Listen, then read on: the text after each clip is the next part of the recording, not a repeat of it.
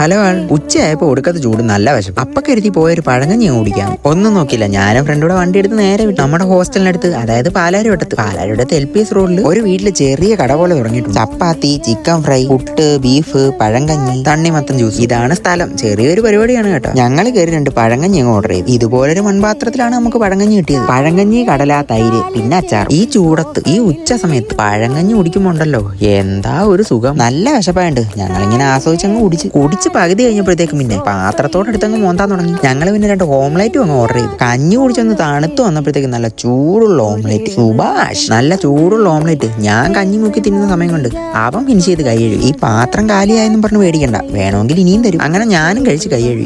ഇരിക്കണം നമ്മുടെ കുമ്മട്ടിക്ക ജ്യൂസ്. അങ്ങനെ ഞങ്ങൾ പേയ്മെന്റും ചെയ്ത് തിരിച്ചിറങ്ങി. ഞങ്ങൾ 2 പേർ കൂടെ 120 രൂപ. 40 രൂപ കഞ്ഞിക്ക്, 20 രൂപ ഓംലേറ്റ്. ആ പൈസക്ക് എന്തായാലും വയറ് നിറഞ്ഞു. ബോർഡൊക്കെ ഇങ്ങനെ വെച്ചേക്കുന്നുണ്ട്, പെട്ടെന്ന് ശ്രദ്ധിക്കത്തില്ല. വയറ് നിറച്ച് കഞ്ഞിയും കുടിച്ച് ഇനി റൂമിൽ പോയൊരു ഉറക്കം. അപ്പൊ ശരി, ഇനി അടുത്ത വീട്ടിൽ കാണാം. Think happy, be happy. Bye bye.